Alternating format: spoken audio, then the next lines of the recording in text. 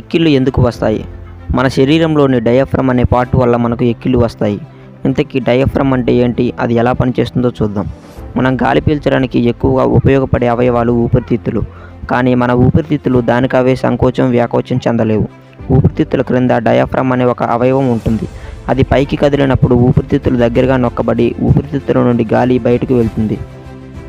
మరలా డయాఫ్రమ్ కిందకు వచ్చినప్పుడు ఊపిరితిత్తులు దూరంగా జరగడంతో బయట నుండి గాలి లోపలికి వెళ్తుంది. ఈ విధంగా మనం ఊపిరి పీల్చడం వదలడం జరుగుతుంది. మీరు ఎప్పుడైనా ఆలోచించారా? అన్ని పనుల లాగానే మన ప్రమేయంతోనే గాలి పీల్చాలంటే మనం శ్వాస తీసుకోవడం తప్ప ఇక ఏ పని చేయలేం. ఇంత పెద్ద ప్రక్రియ మనం మెలకువలో ఉన్నా మెలకువలో లేకపోయినా జరుగుతూనే ఉంటుంది. ఈ ప్రక్రియ ఆగకుండా నిరంతరం జరుగుతూ ఉండడం వలన ఒక్కొక్కసారి డయాఫ్రమ్ సరిగా స్పందించలేదు. అప్పుడు శ్వాసనాళంలో కొన్ని మార్పులు జరిగి శ్వాసనాళం చివర ఉన్న స్వరపేటిక మూసుకుపోతుంది. మనం పీల్చిన గాలి స్వరపేటిక ద్వారానే లోపలికి వెళ్ళాలి. కానీ స్వరపేటిక మూసుకుపోవడంతో గాలి బలవంతంగా లోపలికి వెళుతుంది. దాని వలన హిక్ అనే శబ్దం వస్తుంది. దీనినే మనం ఎక్కిళ్ళు అంటాం. ఇలా డయాఫ్రమ్ సరిగా పనిచేసే వరకు ఎక్కిళ్ళు వస్తూనే ఉంటాయి. బ్లాక్ మనీని స్విస్ బ్యాంకుల్లోనే ఎందుకు దాస్తారు? స్విస్ బ్యాంక్ అనేది ఒక అంతర్జాతీయ బ్యాంకు. ఈ స్విస్ బ్యాంక్ స్విట్జర్లాండ్లో ఉంది. అయితే బ్లాక్ మనీని స్విస్ బ్యాంకుల్లోనే ఎందుకు దాస్తారో ఇప్పుడు తెలుసుకుందాం. ఒక్కసారి మన డబ్బు స్విస్ బ్యాంకులో చేరితే ఫలానా వాళ్ళ డబ్బు ఈ బ్యాంకులో ఉందని ఎవరికీ తెలియనీయదు. ఆ ఖాతాదారునికి తప్ప ఇంకా ఎవరికీ తెలిసే అవకాశమే లేదు. స్విస్ బ్యాంకులో ఎవరెవరికి అకౌంట్లు ఉన్నాయో కూడా స్విస్ బ్యాంక్ ఎవరికీ తెలియనీయదు. ఇక్కడ స్విస్ బ్యాంకులో నెంబరింగ్ సిస్టమ్ ఉంటుంది.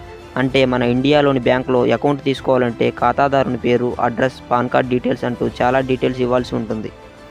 కానీ స్విస్ బ్యాంకులో అకౌంట్ తీసుకోవడానికి అకౌంటర్ పేరు కూడా ఇవ్వాల్సిన అవసరం లేదు. అంటే నీ పేరు, అడ్రస్ తప్పుగా ఇచ్చినా సరే వాళ్ళకి అవన్నీ అవసరం లేదు.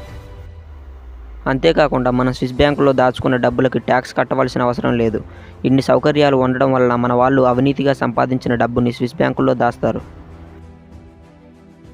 మనం వాడుతున్న కరెన్సీ నోట్ల స్మెల్ ఎందుకు డిఫరెంట్గా ఉంటుంది?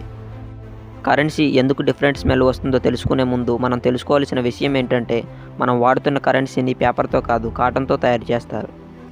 కరెన్సీలో 75% కాటన్, 25% లినెన్ ఉంటుంది. అంతేకాకుండా ఈ కరెన్సీ మీద రాయడానికి ఒక రకమైన ఇంక్ను కూడా యూజ్ చేస్తారు.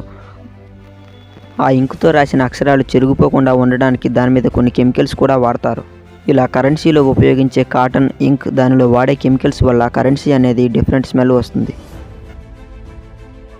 ఆల్కహాల్ తాగితే మత్తు ఎలా వస్తుంది? ఈ కాలంలో చిన్న, పెద్ద, ఆడ, మగ అనే తేడా లేకుండా తాగే డ్రింక్ ఆల్కహాల్. సాధారణంగా చాలామంది మానసిక ఉల్లాసం కోసం ఆల్కహాల్ని తాగుతారు. అయితే ఆల్కహాల్ తాగితే మత్తు ఎలా వస్తుందో ఇప్పుడు చూద్దాం. ఇతర పదార్థాల కంటే ఆల్కహాల్ వేగంగా శరీరంలోకి వెళ్తుంది. మనం ఆల్కహాల్ని తీసుకున్నప్పుడు అది స్వరపేటిక ద్వారా జీర్ణాశయంలోకి వెళ్తుంది. జీర్ణాశయంలోకి వెళ్ళిన ఆల్కహాల్ని జీర్ణాశయం జీర్ణం చేసి చిన్న ప్రేగులోకి పంపుతుంది. చిన్న ప్రేగు దానిని రక్తంలో చేరేలా చేస్తుంది. ఆల్కహాల్ రక్తంతో కలిసి ప్రయాణించి మెదడుకు చేరుతుంది. అప్పుడు మన శరీరంలో విడుదలయ్యే డోపామైన్, ఎండార్ఫిన్ అనే హార్మోన్ల వల్ల మనకు మత్తు ఎక్కుతుంది.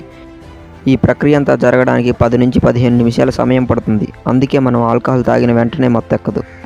ఈ వీడియో కనుక మీకు నచ్చినట్లయితే వీడియోని లైక్ చేయండి, షేర్ చేయండి. ఇలాంటి ఇంట్రెస్టింగ్ విషయాలు తెలుసుకోవడానికి మా ఛానల్ని సబ్స్క్రైబ్ చేసుకోండి.